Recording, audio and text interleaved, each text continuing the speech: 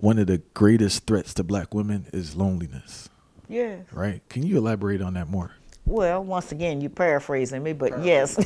Paraphrase it. Because, you know, I tell you, I have to say that. Paraphrase because people go around saying I said all kind of things, and I didn't say that, but it was something similar to that, okay? Yeah. Well, because we can survive without a man. We do, all the time, all over the country, for years. We can survive without sexual intimacy. We can survive. We can make it, all right? But we're not satisfied, okay? I'm not going to say happy, because the word happy is not in the Bible, the Torah, or the Quran, so it can't be that important. They've made it important to us because we spend money for happiness, all right? And we think it's everybody pick out what they want to have happiness, all right? But as I said, peace is the #1 thing that creates happiness and allows all of the other things to grow and happen. But we're very lonely because of our men being so discouraged right now, okay? Some of our best brothers are in prison, okay? They get a different education there, and we are struggling, of course, with the mental health issues that has been forced on you by living in a hostile environment your entire life, okay? Personal rejection is very, very, that's hard to handle over the years, you know. Many of you have been rejected by your father. Some of you have been rejected even by your mother and the entire society. That's very hard, and we don't consider that. Now, I know right now it looks like we're having a harder time, but we ain't never had as hard a time as you, because the enemy has always tried to take your place and make you look inadequate by giving us everything we need for us and our children to survive.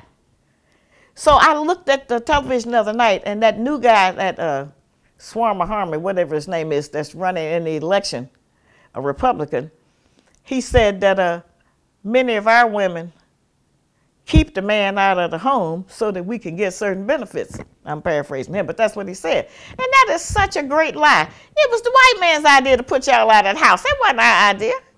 We tried to keep you in there. We would hide you under the bed, in the closet, anywhere.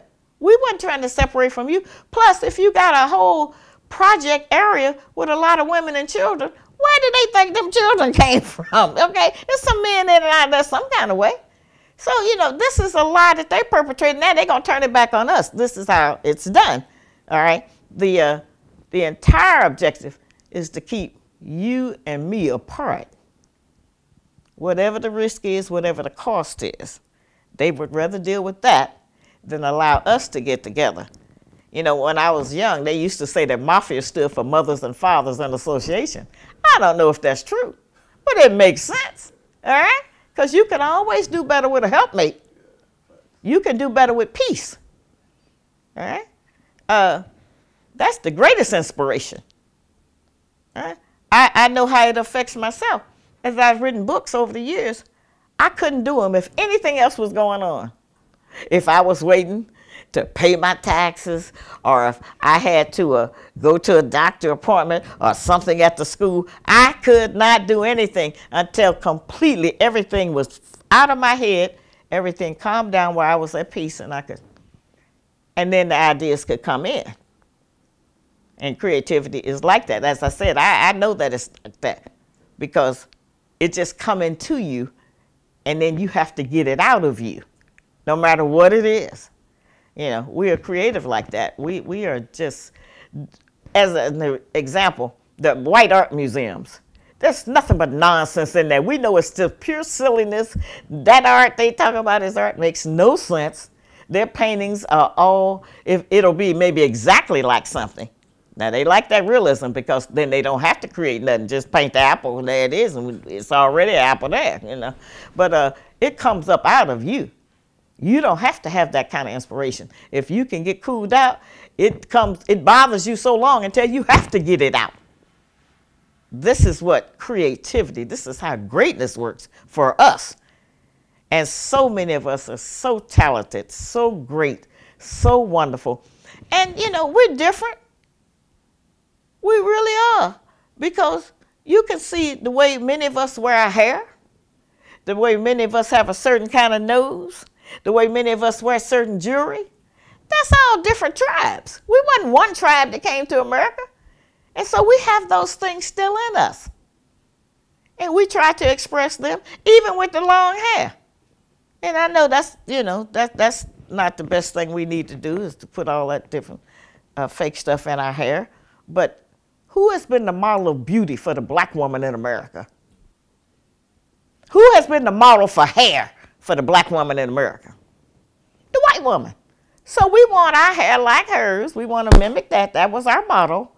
And we don't, we want to make it black colored hair. But then too, we got slews of black women who have blonde hair, who are getting skin lightness.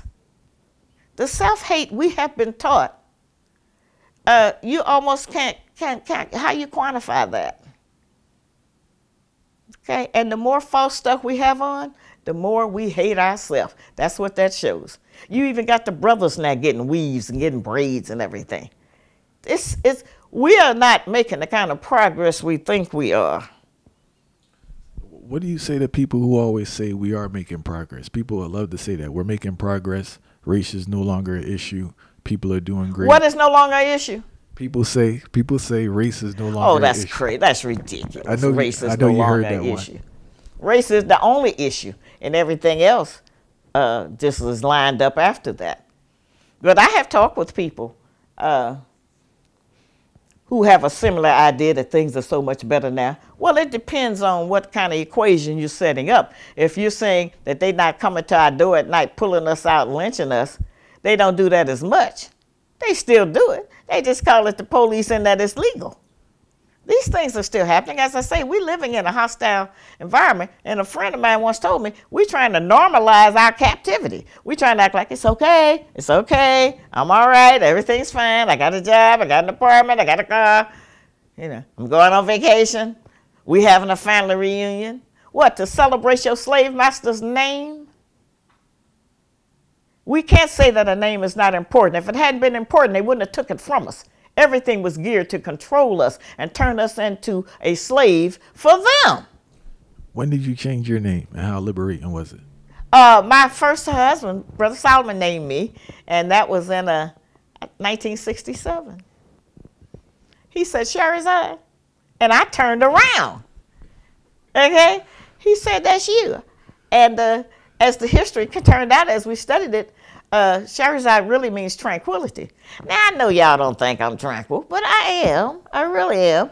And she was the one that wrote the stories. Okay, and at that time, at first I was trying to be a poet, incidentally. Okay, because it's a good way to express you. I advise anybody that wants to do some, write some poetry, but don't try to make everybody else enjoy it. You just write it for yourself. It's the way to purge. And I sent my poetry to the messenger, to the Honorable Elijah Muhammad, who was responsible for my career, me writing all my books and everything. I sent it to him. I was so proud. I sent him about 2 poems. He sent me, at that time, you could write to the messenger. He would answer your questions and send you a letter back. How did that make you feel when you responded? Oh, it was just wonderful. Oh, I was just trembling. Of course, I can't find the letter. I was showing it to somebody about 20 years ago, and it disappeared. But at any rate, he wrote me back one line in the letter. He said, Dear Sister Shahrazad, I am not concerned with poetry. That was the last poem I wrote. That was the end of that. Oh, I was so embarrassed to myself. And that's in one of our prayers. And that should be in some of all of our people's prayers. We have one line in there that says, I have been greatly unjust to myself. So when we're doing evil, when we're doing something bad, it may look like physically that we're doing it to that person or some other organization, but you're really doing that to yourself. You don't have to believe in God, because God believes in you. Okay? And we practice certain kinds of evil in private and in public, and we make excuses for doing it. And we're just being greatly unjust to ourselves. Yeah.